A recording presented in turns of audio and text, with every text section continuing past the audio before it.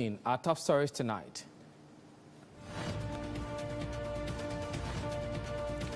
Nigerian Army acquires 2 fighter aircraft to boost operations to tackle security challenges. Lagos, Ogun record new cases of cholera as World Health Organization announces over 1,900 deaths globally. Governor Babajide Sanwo-Olu visits Paris, partners world's second largest wholesale food market on food security system. On the foreign scene, United States Supreme Court upholds gun ban for domestic abusers.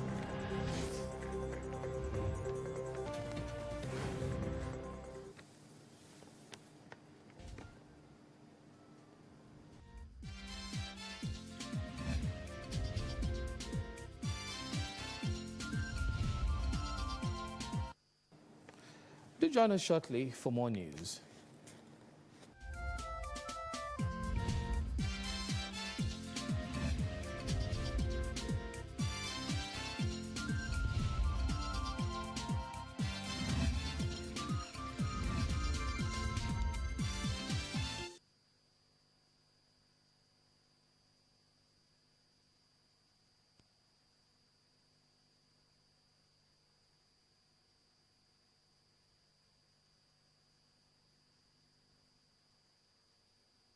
Many thanks for joining us. I am Joshua Murakinyo.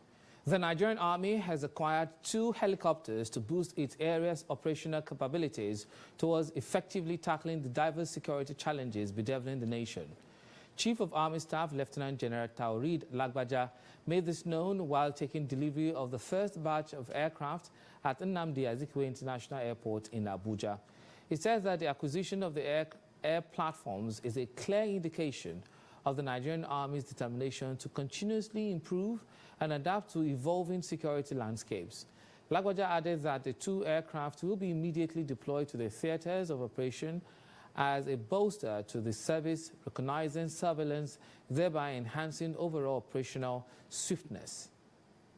Thank Mr. President and Commander-in-Chief of our Armed Forces, His Excellency Bola Ahmed Tinubu, Grand Commander of the Order of the Federal Republic, for fulfilling his promise to fund the acquisition of our platforms and providing the necessary funding to realizing our dream.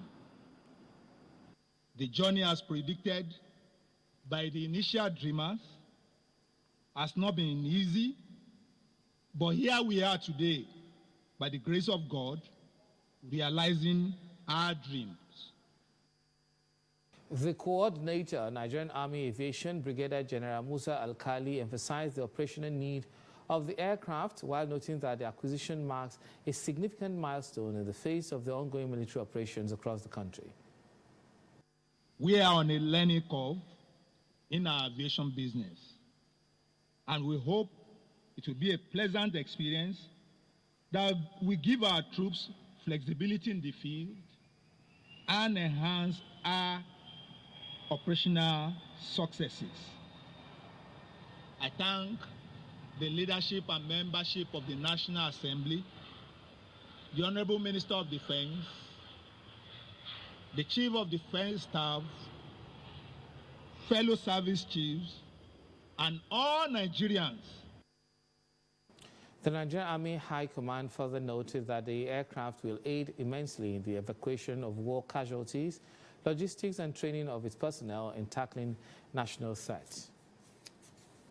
In line with his commitment to food security and sufficiency in Lagos State, Governor Babajide Sanwo-Olu has established a collaborative partnership with Rungis International Market in Paris, France, renowned as the world's second largest wholesale food market. The governor, who was accompanied by the State Commissioner for Agriculture, Abisola Olusanya, and other top government officials, says the visit is to establish technical partnerships towards the development of the Lagos food and logistic hubs. The delegation, who engaged in conversation around addressing the complexities of modern food systems in Lagos State, also discussed the ongoing construction of the Lagos Food and Logistic Hub, a general logistic park in Ketu, Erunyu. Ekpe division of the state, which is a component of a 5-year agricultural and food systems roadmap 2021 to 2025, launched in 2021 by the Babajide Sanwo-Olu administration to enhance food sufficiency in Lagos. The Central Food Hub would guarantee greater returns for farmers and investors in the agro-allied sector, as the facility would cut out several layers of middlemen and facilitate improved access to modern processing and packaging services. The market matrix generated from the facility would help the government generate useful data for public planning and for the use of private sector players to project investment. The Lagos State government is putting in resources to ensure rural farmers are well equipped to guarantee food stability and food security to cushion the effect of food inflation in the state. Special Advisor on Rural Development, Nuruddin Agbaje, who stated this, added that the state government will ensure continuous flow of information on latest agricultural development to farmers at the grassroots. Malbujosu reports. The cost of food in the country is having ripple effects on people's finances, especially the masses and low-income earners. To this end, the Lagos State government, through Ministry of Local Governments, Chieftaincy Affairs and Rural Development, is engaging heads of agriculture and social services departments from all local governments and local council development areas. This platform also is a veritable opportunity to discuss and interact on some of the challenges encountered by farmers and for us to provide solutions to it. This meeting is one of the avenues to ensure a continuous flow of information on latest agricultural technology that needs to be verified and disseminated to farmers at the grassroots. We are talking about community agri. That is, we are talking about, the minute set of agricultural setup in each respective local government, so that we not put everything on the hands of the Ministry of Agri. So the little they can do within their local government and their LCDA means a lot to us in Lagos State. That's why we are trying to equip them, to train them, to tell them that they should tell us what their challenges are in order for the state government to come to their aid, to come to their rescue. The participants raised concern on some issues where they need government intervention. The cost of feeding items is very high now. And the problem is so much in the Southwest because most of the Southwest governors are not really serious about agricultural production. Our farm settlements have been abandoned. Nothing is happening there again. Farming doesn't have time. It's because we are still in the agrarian knowledge that says they plant it in June and October. There's no season farming, provided you can monitor it. Majority of directors or about senior staff in our local government, area, in our local government, we're here purging out their mind on how the state government can improve their life on agricultural produce, and they have made several requests on what they feel the government can do for them. While the state government is making efforts at ensuring food security in the state, there is need for individuals and key players in the sector to complement these efforts. Malbujosu, LTV News. Away from agriculture to health now, the World Health Organization has announced a cumulative death of 194,897 deaths and 1,932 cases globally as a result of cholera outbreak. The health organization's Eastern Mediterranean region said the outbreak were recorded from January 1 to May 26, 2024. The cases were reported from 24 countries across 5 WHO regions, with the Eastern Mediterranean region recording the highest numbers, followed by the Africa region, the region of the Americas, the Southeast Asia region, and the European region. No outbreaks were reported in the Western Pacific region during this time. By March, the UN Health Agency said it's exhausted its global stockpile of oral cholera vaccine, OCV. Still, it was able to exceed the emergency target of 5 million doses in early June for the first time in 2024. WHO reported that 16 countries requested 92 million doses of OCV since January last year, almost double the 49 million produced during that time. It said it was working with other partners such as UN Children's Fund, UNICEF, and others to use resources to find long-term solutions for cholera. The Ogun State government has confirmed the outbreak of cholera, which has claimed the life of a 62-year-old woman with 5 persons hospitalized. The Ogun State Commissioner for Health, Tomiko Oka, said the incident happened in Ijebu North local government area of the state. A source in the community said the deceased woman contracted cholera while caring for an infected child who is now among the hospitalized victims. Chairman of the Nigerian Medical Association in Ogun State, Kunle Ashimi, who acknowledged the widespread impact of cholera, confirmed that NMA is on high alert and the government has provided a contact number for reporting new cases. And here in Lagos, the state government has activated the Emergency Operations Center to monitor and manage the outbreak of cholera in the state. Commissioner for Health, Professor Akin Abayomi, who disclosed this to newsmen in Lagos, also revealed that this particular bacteria is an aggressive type of cholera that easily spread between person to person. Health correspondent Aminat Elegushi has the details.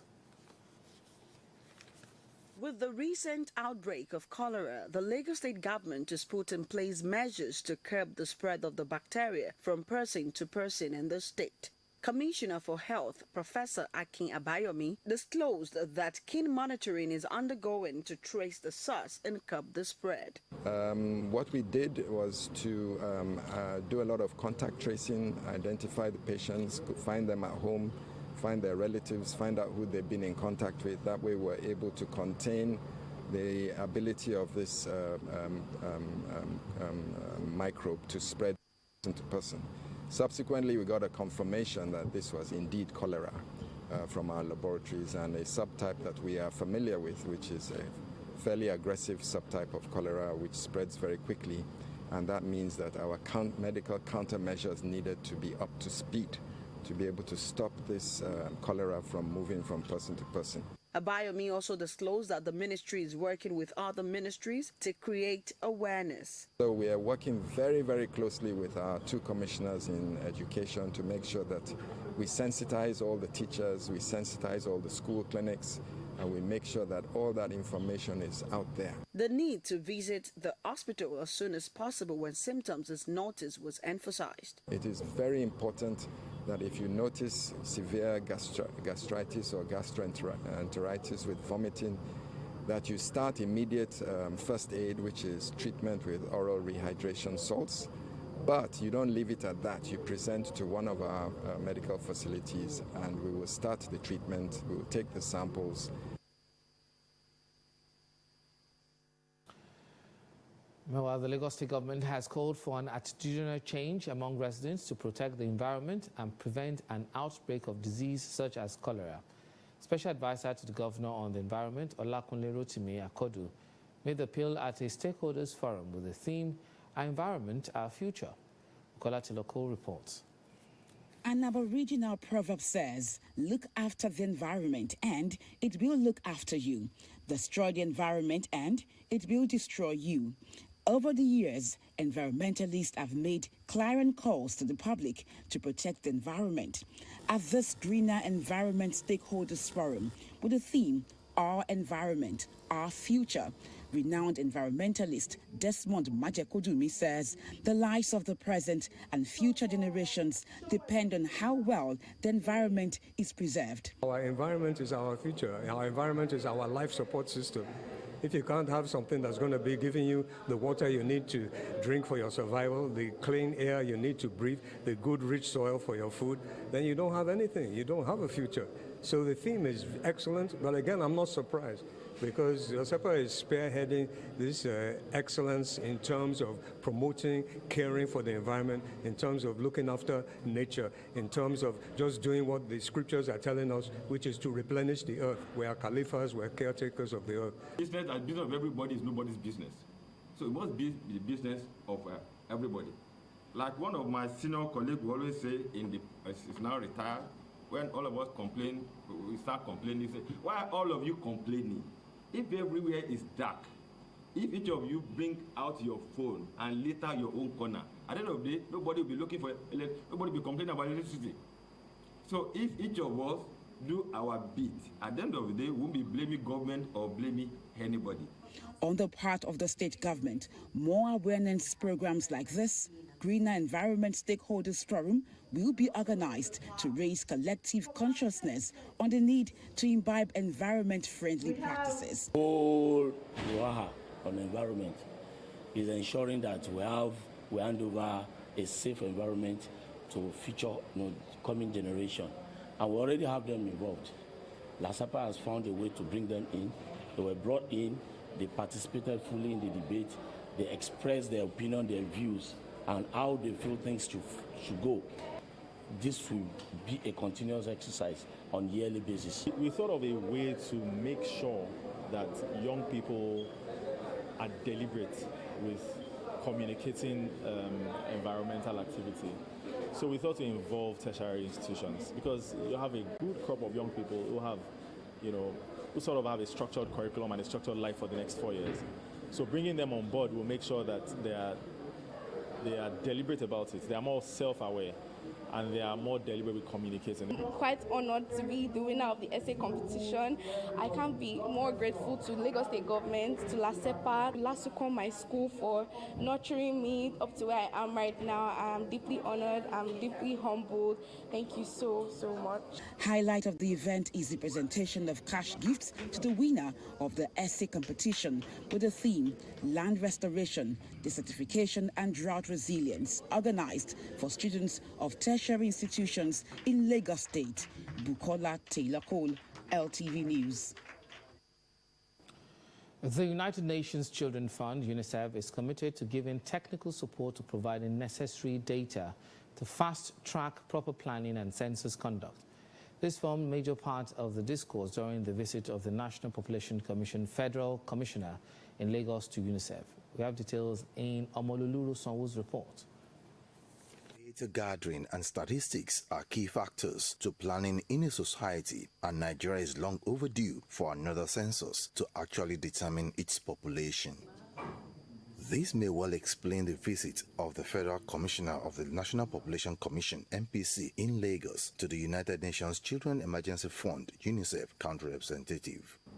No functional, accountable or responsible government agency can fulfill the requirements of the law without proper coverage, personnel and total equipment.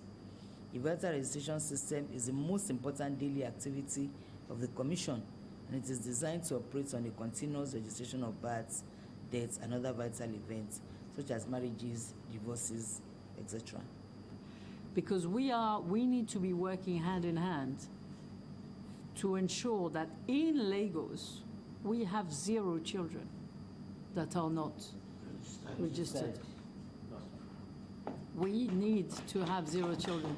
I know this is your ambition. This is mine as well, and I hope this is everybody's in the room. If Lagos makes it in 2024, 2025, the whole of Nigeria will be supported, inspired, and carried away. But it's not just the whole of Nigeria. Since the creation of NPC in 1988, only 142 registration centers have so far been created in Lagos, and it is a far cry from the reality of 320 primary health centers currently spread across Lagos State. What I want to propose to you is that we do this in Lagos so that we, and eradicate is not the right word, but we tackle and we register every single child that is unregistered for the moment. And that I can provide you with, I can already say we can do this, we can design this, we can do this before the end of the year, and we can reach our targets and go beyond. And I assure you that the political will not be a problem. I also want to thank you so much for believing in us, first of all as a state, and indeed as a country. Because your intervention is priceless, your plans are very laudable, and I want to say to you that we appreciate you now, and we continue to appreciate you. Like you said, identity. If I came in now and I can't see my name is this. Exactly. And then you say, Madam, Or even if you look at the register of anything, driver's license, anything in this world, and my name doesn't feature, then I'm not existing. The visit to UNICEF is a step in the right direction as both organizations are on the same page to ensuring better service delivery to humanity with particular reference to Nigeria. Omololu Sanwo, LTV News. Still ahead.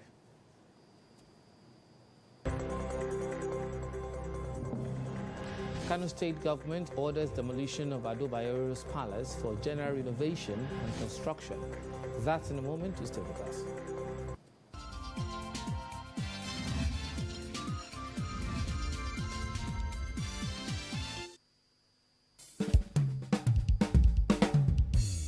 Dear Lagosians, we are taking a stand for our city's health and future. The Lagos State government has banned styrofoam food containers to shield our environment and your well-being. Why? Because styrofoam made of polystyrene is linked to severe health risks like cancer, Parkinson's disease, and hearing loss. But the danger doesn't stop there. It is also non-biodegradable, meaning it will remain the same for the next 500 years, leading to clogged drains and increased flooding. Our oceans are also at risk. It harms marine life, disrupting the delicate balance of our ecosystem. Please, let us embrace the usage of only reusable plastic containers henceforth. If you are found using, selling, or distributing styrofoam food containers, these items will be confiscated and you will be prosecuted. Let's choose a safer path with reusable plastics. It's up to us to ensure a vibrant, healthier, and cleaner Lagos for generations to come. Enough is enough. Join the movement.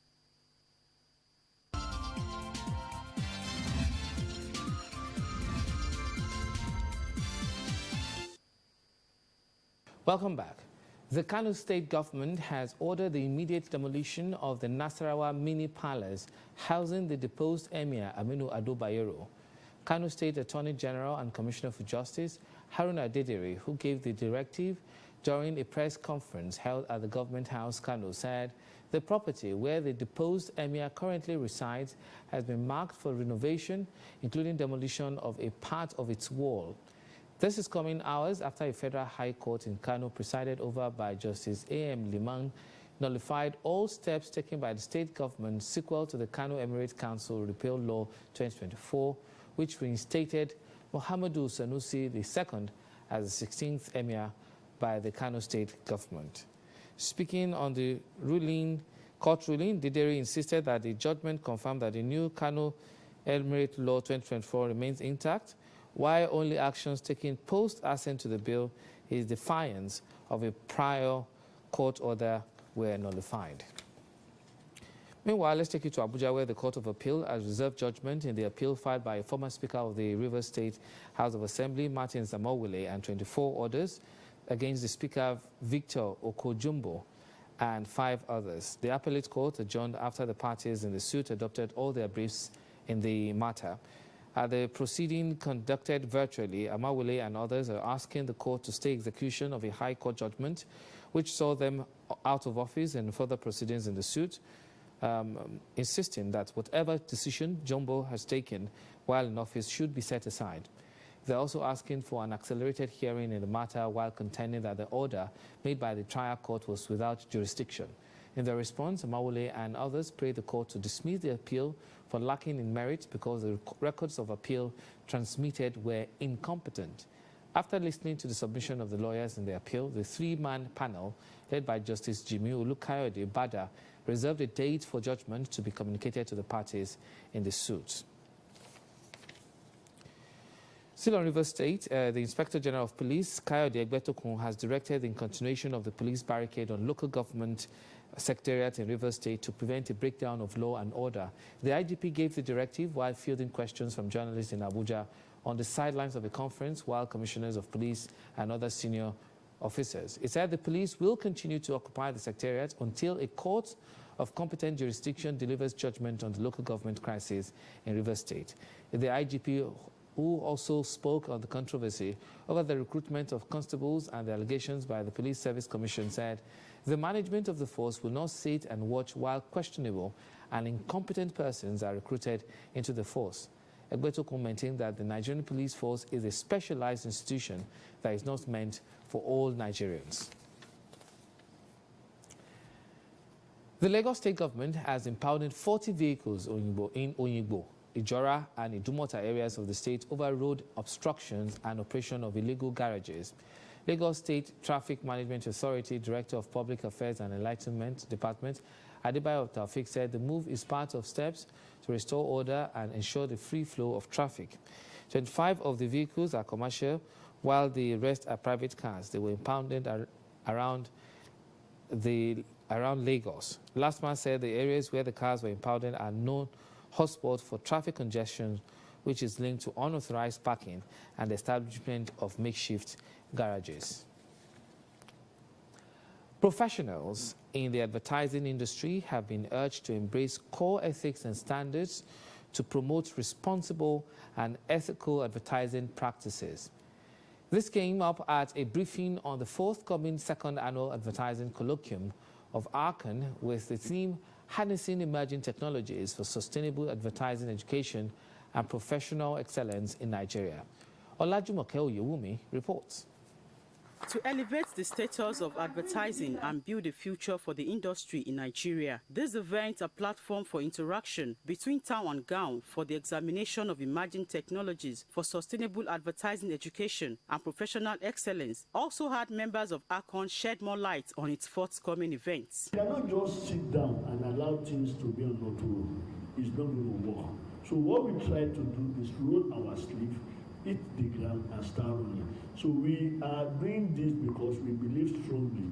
Now, for the impact assessment of this year, what we normally do while we are having this program, we take our notes. Then when we are done with this, we need to look at where we need to activate, where we need to engage, and some things we need to implement. The 2024 AIC is of a pentagon in nature, 5-sided, that comprises a keynote address, a panel discussion on diverse areas of the program theme, a public presentation of the maiden edition of ARCAN Journal of Advertising and Marketing Communications. Number 4 is the creative advertising pitch competition involving 8 tertiary institutions drawn from the 6 geopolitical zones of Nigeria. And finally, a job fair that allows all from the sectorial groups that are seated here to have a corner and interface with our students so that they can benefit in terms of the job opportunities in the Nigerian marketing communications industry. The Chairman Planning Committee also spoke on the major aspects of the program. Glad to announce to you that ARCAN Journal of Advertising and Marketing Communication is now vetted and will be unveiled at the event. The ARCAN Journal of Advertising and Marketing Communication is both an academic and professional publication. The goal of the journal is to provide a venue for the advancement of integrated marketing communication scholarship and professionals in all ramifications. The body called for improved support and commitment from stakeholders to enhance development of marketing, communication, education, and industry in Nigeria. Olajumoke Oyewumi, LTV News. Despite the austere economic condition in Nigeria, royal fathers and residents of Ikosi are suing for more patience from fellow citizens. Correspondent Olumide Ojo was in various towns across Ikosi local council development area during the Eid festive period to sample the opinion of residents. His report. The harsh economic conditions in the country was not enough to dampen the enthusiasm of residents of Itoikin, Agbowa, Oduayondelu, and other adjoining towns in Ikosi local council development area during the Eid el-Kabir festival. Royal fathers across Ikosi LCD urge Nigerians to be more patient, believing that the worst is already behind the nation. My message to Nigerians is that they have to be more patient with Asiwaju Bola Ahmed Tinubu, the President, Federal Republic of Nigeria. You know, these things has been so bad for long, so it's just coming to mend it. And you know, to demolish a house is very simple. but to build will take time. So we should bear with him. We know that at the end of every tunnel, there's going to be light. Without any iota of doubt in my mind, I can tell you that Nigerians are suffering. There is hunger in the land, and everybody is complaining. And that is why I pray that by the time we are doing another Salah next year, we will all have more than enough to do the Salah. And even after Salah, we will still have money in our pockets so that we can continue to live a good life. The council chairman of Ikosejiri LCD, Akogunwale Rajanomo, and other community leaders expressed same sentiments and stressed that it can only get better going forward. I will only appeal to our people to be calm. I want to sue for peace, to be calm. The government of distinguished President Asiwaju Bola Ahmed Tinubu means well to Nigerians and Nigeria, and they can be rest assured that succor is on the way, and that they should continue to be steadfast, and they should continue, to pray for this country. It is my belief that this country will be better. President is using all his power, all his effort to make sure that things work well in the country. But as it is, we still need prayer, because you cannot do anything without prayer at this point. And we only beg Allah to have this mercy on us and to share his grace on us so that we can have peace in the country. Some Nigerians in the diaspora back home for the Eid festivities urge others in diaspora to always remember their roots and contribute towards its development. The way we celebrate our Eid back in UK, so we have come here today to do the same thing, to give the children and to make them very happy and feel the spirit of Eid. So, and I'm trying to call all Nigerians in diaspora to please come back home and give to the less privileged. Residents, however, urge the federal and state government not to take Nigerians for granted, lest things get out of hand. Olumide Ojo, LTV News. If you're just joining us, you're watching Lagos Television News at 8. Coming up. Nigeria Electricity Regulation Commission approves 21 billion naira for distribution companies to provide meters for customers. That's in business news. To join us again.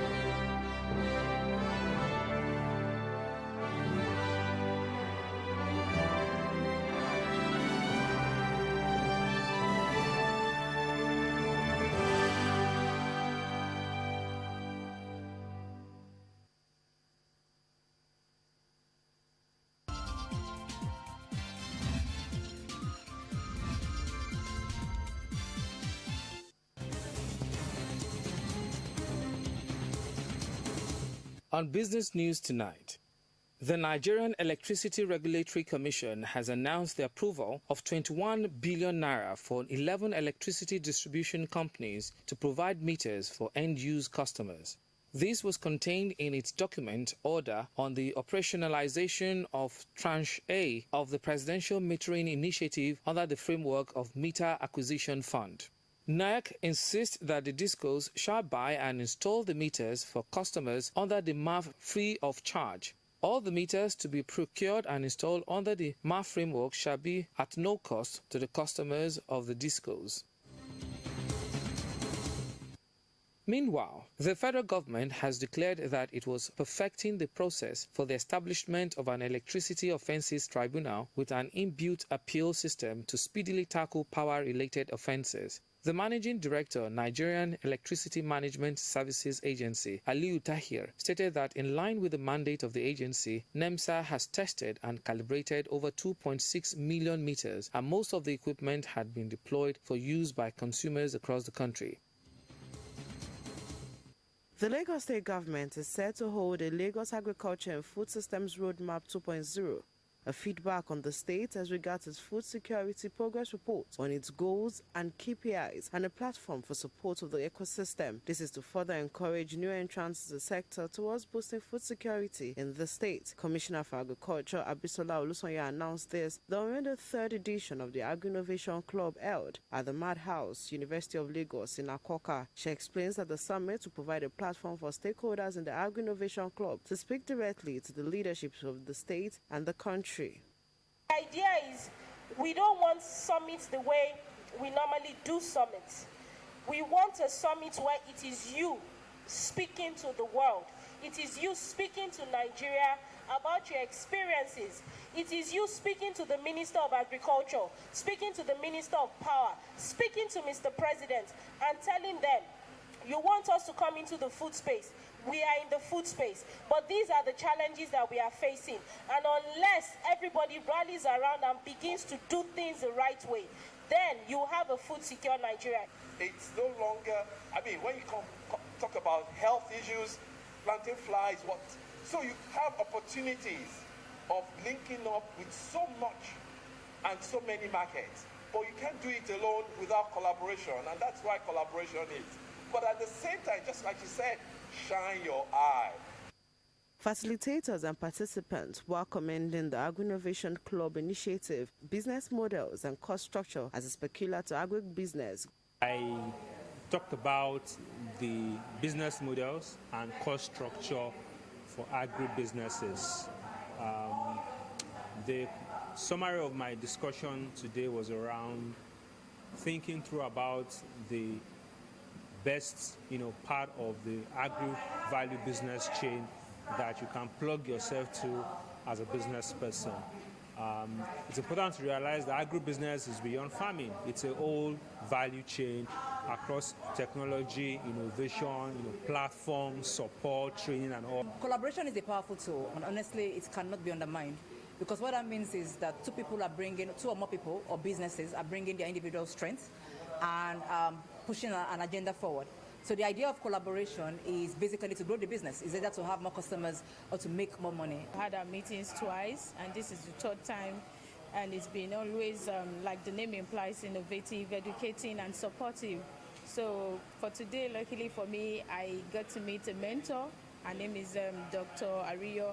She's also into aquaculture business, and then she has even given insights on how to do better delivery packaging for my fish business. So I believe being a part of this forum opens your mind, pushes you further to develop your business. It pretty much gives me understanding in terms of collaborating with other businesses and onboarding businesses onto my Carthagos platform. And also it gives me the opportunity to be able to voice out, to talk about the basic challenge of what I'm facing in terms of businesses who are looking to start branding their business and who are not able to obtain NAFDAC registration. The Agri-Innovation Club, and a brainchild of the Ministry of Agriculture, is to encourage young businesses in the agriculture sector and also boost youth participation, especially those in secondary schools and universities, to embrace agriculture. Omomi Okewo, LTV News.